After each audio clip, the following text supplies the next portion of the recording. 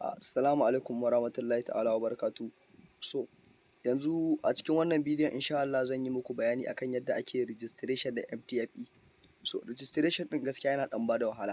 Abu ne wanda ya kamata ka tsaya a tsanake ka lura da yadda ake registration ɗin. Idan baka bi abin a nutse ba gaskiya zai ta baka wahala. So zan nuna ma yadda ake registration da kuma yadda za ka yi verifying na account ɗinka. Tashin farko abin da za ka yi shi ne za ka je Play Store. Da zarar ka je Play Store na wayarka ko App Store in kana amfani da iPhone sai kai searching ɗin wannan app ɗin da aka rubuta ma MTFE. Da zarar ka yi searching ɗin MTFE zai nuna ma wannan application ɗin sai ka sauke shi. Bayan ka sauke shi a wayarka abu da farko da za ka yi shi ne sai ka shiga cikin shi. Da zarar ka shiga kamar haka za ka jira zai gama haka zai nuno ma nan direct. After ya nuno ma nan abin da za ka yi shi ne kawai za ka zo ka danna inda aka rubuta ma nan register. Da zarar ka yi clicking ɗin inda aka rubuta ma register ɗin nan abin da za ka yi next shi ne nan za su nuna ma ga phone number, nan za su nuna ma ga email. To abu da za ka yi next shi ne kawai ka zaɓi email ɗin nan kai registration. Nan sun ce ma don copy and paste the email address, type it, make sure you know underline below the info email address. So abin da za ka yi suna nufin kar ka je ka kwafo email kai pasting ɗin shi anan. In ka fita anan ka kwafo email ɗinka ka kuskura kai minimizing anan gaskiya an samu matsala. Muddin kai minimizing an samu matsala. Kar ka kuskura kai minimizing kawai kai typing ɗin email ɗin ka tabbatar ka haddace shi. Idan kai minimizing register ka ba za ta yi ba. So kawai yanzu zan gwada yin registration anan. So akwai email da yawa da nake da su wanda misali zan gwada saka wannan, zan gwada saka ga wannan zan gwada saka shi. Kawai sai ka danna inda aka rubuta ma continue ɗin nan. So da ka danna continue zai nuno ma kai selecting na ƙasar ka.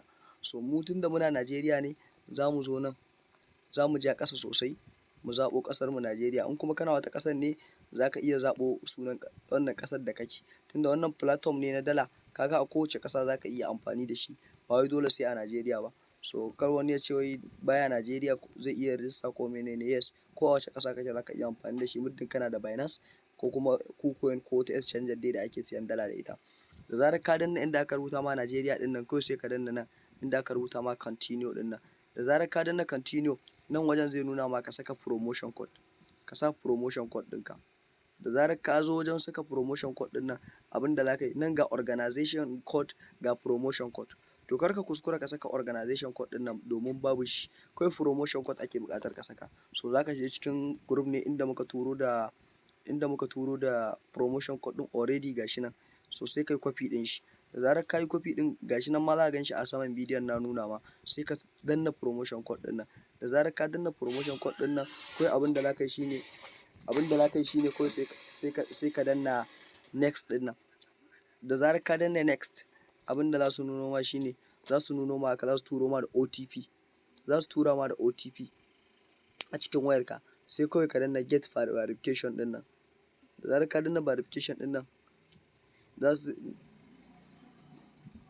da zarar ka danna verification ɗin nan nan za su nuna ma cewar ba zai ba. Maybe ko dan na yi register da wannan wayan ne ko kuma saboda na yi minimizing kafin na saka email ɗina. Idan suka nuna maka abu da za ka yi shi ne kai minimizing na wayarka. Gwara ma da nuna mana wannan matsalar domin mutane su gane. Sai ka yi minimizing na wayarka ka goge. Misali yanzu zan yi minimizing sai in goge sai in sake shiga MTFE ɗina. Da zarar na shiga sai in bi abin process daki by daki saboda kada a samu wata matsala. Kawai ka danna registration ɗin nan bayan ka danna registration ka zaɓi email kawai sai ka saka email ɗinka direct kamar yadda na faɗa muku zan saka email ɗina. Kawai zan saka email ɗina wanda zan yi register da shi. Kawai sai in danna connecting sai in zaɓo ƙasa zan yi abin sharp. So kawai abin da za ka yi anan nan za su tura ma in ka danna verification code za su tura ma da code a cikin Gmail ɗinka sai ka zo ka ɗauko shi kai paste ɗin shi anan. Sai nan kai creating na password. Creating na password ka maimaita shi anan kawai sai ka danna complete ɗin nan kai register. Kawai da ka yi sai ka danna complete ɗin nan. Kana yin complete ɗin zai nuna ma registration successful. Zai buɗe ma cikin account. So gashi nan na yi login na wani account ɗina. So bayan ka yi register successful abin da ake buƙata shi ne ka je ka shiga nan inda aka rubuta ma security authentication ɗin nan. Za ka shiga nan za ka yi verifying na account ɗinka. Abin da ake buƙata shi ne da farko za ka saka bari in nuna muku. To ga abubuwan da suke buƙata kamar haka. A nan wajen abin da za ka saka shi ne sunanka. Idan ka saka sunanka a nan wajen sai ka saka phone number ka. Bayan ka saka phone number ka sai ka saka ID ɗinka ma'ana national ID card ɗinka za ka samu ka saka a nan wajen. idan ka saka national ID card ɗinka, lambobin national ID card ɗin, nan kuma bank account number ka, nan kuma bank name sai ka saka sunanka, sai ka saka branch ɗinka ma'ana state ɗin da kake, kawai shi za ka saka anan. Simple, kana danna submitting ɗin nan za su yi ma verifying successful. To da zarar sun ma verifying ɗin account ɗinka sai ka dawo cikin bayan account ɗinka ya yi verifying successful, abu da kake buƙata next a nan shine idan za ka yi inviting na mutum ga inda za ka danna invite. So sai ka ɗauki promotion code ɗinka gashi nan, promotion code kaɗai ake buƙata, ba a buƙatar wani sauran code. So abu da za ka yi next shine yadda ake deposit, ba wai nan kawai za ka zo ka yi clicking deposit ba, no, za ka dawo ɓangaren da aka rubuta ma wallet. In ka shigo inda aka rubuta ma wallet sai ka zaɓi nan inda aka rubuta ma recharge. So a nan ne za su baka wallet address inda za ka zo ka yi recharging. So abin da za ka yi a nan yanzu zan je in nuna muku yadda tsarukan suke, yadda za ka zaɓi nawa kake so ka yi deposit kenan. So yawwa nan ne ya kamata a ce mutum ya tsaya ya nutsu ya fuskanta. Kuma abin da ake deposit a wannan site ɗin shine mun faɗa muku, wannan ba wai platform ne ko wani abu ba, forex exchange, broker ce ta forex wanda an daɗe gaskiya ana trading ɗin, wanda robot ne zai gudanar ma da trading, ba wai mutum ne zai gudanar ma ba. Sannan ba kuɗinka za a kwashe wai ka ga babu su akan balance ɗinka an je ana ma trading ba, no, kuɗinka suna nan, duk lokacin da ka ga dama za ka withdraw na kuɗinka. Sannan kuma ko nawa ka saka in ka tashi za ka iya cire kuɗinka automatical, kuma ƙasa da minti ɗaya za a tura ma da kuɗinka cikin Binance ɗinka. Kaga ko ba abu bane wanda za ka fara tunanin ma za a yi Ponzi scheme naka. Abu ne wanda akalla ba ƙasar ba an kai shekara 2 ana yin shi. Trading ne wanda aka samu wani sabon tsarin trading wanda AI robot yake yin shi, wanda duk sauran jawabi za ku ji da yadda tsarukan suke. AI robot ne yake trading ɗin, wanda a ƙasa da sakan 4 zai iya yin trading ɗin da baka taɓa tunanin zai yi. To ga yadda tsarukan suke a nan. Idan ka saka dala 20, idan ka saka dala 26 a nan, abin da za ka na samu, in ka saka dala 26 abin da za ka na samu kullum shine 0.6. Amma idan trading ya kyau, za ka iya samun dala 1. Idan ka saka dala 61, in ka saka dala 61, ka sa dala 61, in muka zuƙo nan muka ga idan ka sa dala 61 abin da za ka na in ka sa dala 61 abin da za ka na samu kullum 1.5 ne. In trading ya kyau za ka samu 3 dala. In ka sa dala 201 za ka na samun dala 5. In trading ya kyau za ka samu dala 10. Wasu za su ce menene trading ya kyau, ma'ana in kasuwa ta yi kyau, tunda trading ne, trading robot yake, ba kuɗinka zai kwashe ba, zai yi trading ne da wannan adadin kamar capital ɗin da aka harhaɗa masa, zai yi trading da su, za a yi distributing na profit ɗin da aka samu. Ana loss, amma loss ɗin su gaskiya sai ai wata 2 ma ba a yi loss ba, sai ai wata 2 ba a yi loss ba, kuma loss ɗin su baya wuce 4%. Da haka ba wani abun damuwa bane ba. To za ka ga a sati ma za a iya samun dala 10, wani satin ka ga an samu dala 5. Haka zai da tsarin yake kenan. In ka saka dala 500 kuma a nan VIP1 kenan, shine ka fara daga tsarin VIP1, za ka rinka samun dala 12. Idan trading ya yi kyau ko kasuwa ta yi kyau za ka iya samun har dala 18. In ka sa dala 901 za ka samu dala 21 ne. In kasuwa ta yi kyau za ka samu dala 30 ma. In ka sa dala 1500 za ka samu dala 38. In har kasuwa ta yi kyau har dala 50 ma za ka iya gani robot ya aje ma. Sannan wannan commission ɗin da robot yake ajewa da yamma yake aje wannan kuɗin, misalin ƙarfe 5 na yamma, 5:30 zuwa 6 zai aje wa kowa abin da ya samu a balance ɗin shi, sai dai ka je kawai ka withdraw na kuɗinka.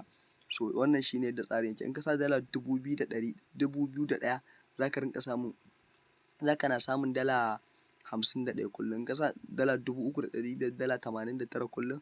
In kasuwa har ta yi kyau ma za ka iya samun dala 120. In ka sa dala 5001 kullum za ka rinka samun dala 125. Wani zubin in kasuwar ta yi kyau yadda ake so za ka samu dala 180. In ka sa dala 10,001 za ka rinka samun dala 250. In kasuwa ta yi kyau za ka samu dala 360. In ka sa dala 21,000 za ka samu dala 550 kullum.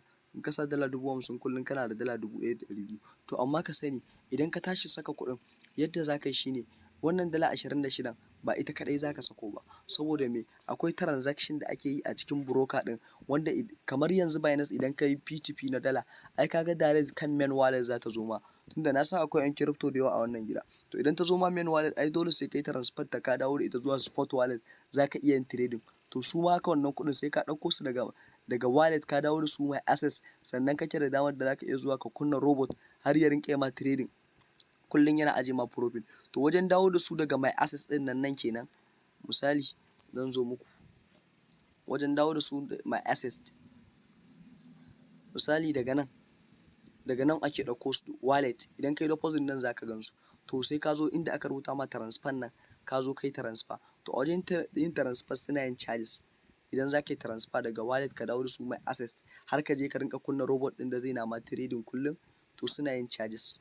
Yadda charges ɗin yake shine, zan nuna muku yadda tsarin charges ɗin yake. Don haka idan za ka yi deposit ka kula, ba wai dala 61 nan kawai za ka je ka yi deposit ba, dala 26 nan za ka yi deposit, ko dala 60 ko dala 501 kawai za ka yi deposit ba. No, ka kula sosai, akwai charges da suke yi.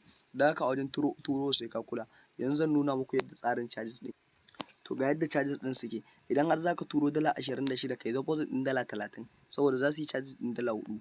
In dala 61 ne ka yi deposit ɗin dala 67, saboda za su yi charges ɗin dala 5. In dala 201 za ka sa ka yi VIP3, to ka yi deposit ɗin dala 210, za su yi charges ɗin dala 9. In dala 501 za ka saka, ka yi deposit ɗin dala 520, saboda za su yi charges ɗin dala 20. In dala 900 ce, ka yi deposit ɗin dala 940, saboda za su yi ma charges ɗin dala 40. So haka yadda tsarin yake. Don haka sai a kula sosai, ba wai kawai deposit ɗin za ka je kai ba. Sai kuma abu na gaba, bayan ka yi deposit ɗin, na muku bayanin cewa sai ka dawo da kuɗinka daga nan, ka yi transfer sun dawo my assets. Sannan ka kula sosai, ba zai yiwu a ce ka yi deposit, misali yanzu ba zai yiwu a ce ka yi deposit ɗin dala 50, wai ka rinka tunanin wai profit ɗinka zai ƙaru ba. No, idan ka yi deposit ɗin dala 50, ka sani babu damar robot ya ma trading na dala 60 da zai rinka aje ma 1.5. Daidai trading ɗin dala 26 zai nama, tunda mai kuɗinka ba su ƙarasa dala 61 akan wannan my assets ba. Dole sai kuɗinka sun kai dala 61 daidai a my assets. In dala 60 ce, robot ba zai ma trading ɗin da zaka na samun 1.5 dala ko 3 dala daily ba. Dole sai kuɗin nan sun kai 6 to 1 dala daidai zai na ma wannan trading ɗin. Sannan ka kula sosai, in dala 400 ka saka, robot ba zai ma trading ɗin dala 500 ba. In ma dala 500 ce daidai akan wallet ɗinka, har sai ka cika ta zama 501, sannan robot zai na ma trading ɗin da zaka na samun dala 12. Da kar ka je wai ka ce za ka yi deposit ɗin dala 100, da ka yi deposit ɗin dala 100 gwara ma ka yi deposit ɗin iya dala 61 kacal. Dan ka wani ya ce to bai ga dala 100 ba, kuma shi dala 100 yake so ya deposit ko dala 50. No, ba a deposit ɗin dala 50. Dala 20 ba wai ba a deposit ba ne za ka yi asara. No, idan ka yi deposit ɗin abin da za ka na samu ba zai wuce ne da dala 26 ba. Don haka in ma deposit ɗin dala 1000 za ka yi, ko dala 1200, in dai bai kai na dala 1500 ba, haka ba za ka rinka samun dala 38 ɗin nan kullum ba. Idan za ka yi deposit ɗin dala 3000 ma, in dai bai kai dala 3500 ba, za ka na samun dala 89 kullum ba. Don haka sai ka ba abin a tsari daki by daki, ka tabbatar da deposit ɗin da ka yi ya kai adadin trading ɗin da robot zai nama, sai ka kula sosai. Yanzu zan nuna muku yadda kuma ake kunna robot ɗin. Idan ka dawo ciki, bayan ka yi deposit ɗin, akwai inda aka rubuta ma transaction mode. So after ka yi clicking na transaction mode, in ka yi clicking na transaction mode, sai ka zo inda aka rubuta ma AI smart transaction, sai ka danna. Idan yana off ne, sai ka danna on. Da zarar ka danna on, sai ka kyale shi. Wannan da safe ake kunna shi. Idan ka kunna shi da safe, shikenan. Bayan ka kunna shi da safe, wannan shikenan, zai a matsayin robot ɗinka ya kunni kenan. Daga lokaci yayi kawai karfe 6 tana yi, za a saka ma commission ɗin ka. Yadda tsarin yake kenan. So don haka ya kamata abin ka bi shi tsari daki by daki. Sannan kuma idan muka dawo daga ɓangaren platform ɗin nan, ɓangaren da aka rubuta mana news, gaskiya wannan ba ƙaramin broker ba ce ba, wanda duk wani bincike da za ka yi a kanta, da kuma wani tunani da kake, ina wannan MTFE gaskiya ya wuce nan. Duk wani tunaninka da wani hangenka sun wuce inda kake tunani, domin sun riga sun yi nisa. Na faɗa muku wannan tsawon shekara 2 ana wannan project ɗin. Ba ƙaramin project bane wanda za ka yi tunanin wai za a yi Ponzi scheme naka a gudan ma da kuɗi ko menene. No, ba haka yake ba. Duk wani tunaninka ko wani menene naka, ya kamata ka cire kokonto a cikin wannan abu. Abu ne wanda mutanen duka duniya suke yi, ba iya Najeriya ko nan ba. Mutane ne, idan ka shigo nan ɓangaren news za ka iya ganin feedback na mutane. Idan ka dawo ɓangaren da aka rubuta ma global users display windows ɗin nan, za ka ga inda 'yan Bangladesh ake bubbuɗe musu ofis ɗin. In dai kana da ƙwazo za ka iya haɗa team, za ka samu wani ƙarin commission ne na daban, wanda za ka samu damar da za su iya buɗe ma ofis ma, ko kuma su baka kyaututtuka, ko har kyautar mota ka yana da damar da za ka iya ci muddin kana da team, ko kuma dai something wanda za ka kawo wani promotion a cikin platform ɗin nasu. In ka duba nan CEO ne suke yi wa mutane, inda suke saida wa mutane iPhone 4, wanda wannan ya ma taimaki mutanen shi ne, ya taimaki wani daga cikin team ɗin shi ne, ya ba shi iPhone 14 Pro Max kyauta. Nan ga wani offline event da aka yi a Bangladesh, nan ma idan muka zo za mu duba ga wannan MTFE contract transaction lucky winner share their trading experience. So nan ga wani CEO ɗinsu a seminar, nan ma ga shi duk gas nan za ku ta gani mutanen Bangladesh ne da kuma mutanen India da ke gaskiya sun fi mu ɗaukar abin da serious sosai. Duk za ku ta ganin yadda tsarukan suke. Duk gas nan in za ka yi ta tafiya abu ne wanda ya zarce tunaninka. So nan nake so ma in nuna muku wani ne wanda ya ci kyautar mota a South Africa, ya ci kyautar mota saboda ya daɗe ma yana yin abun sosai, har kyautar mota suka ba shi. Nan kuma wani gaye ne shi ma ɗan Lagos haka, da ya sayi iPhone 14 Pro Max da profit ɗin da ya samu na MTFE. So nan kuma duk gas nan dai kuna ta gani ga mutanen Kenya ma har da su, da mutanen Bangladesh za ku su ganin sun fi yawa, saboda gaskiya su suna ɗaukar harkar platform serious sosai. Duk dai za ku yi ta ganin yadda tsarukan suke. Za ku yi ta ganin yadda in za ka yi ta tafiya a nan abu ne sai ka gaji da gani, wanda an yi tsarurruka sosai, wanda an daɗe ana shan jarmiya ba tare da mu ba, amma me har yanzu kana da dama, tunda wannan abun kamar yanzu aka fara shi. Wannan shi ake kira da somin taɓi.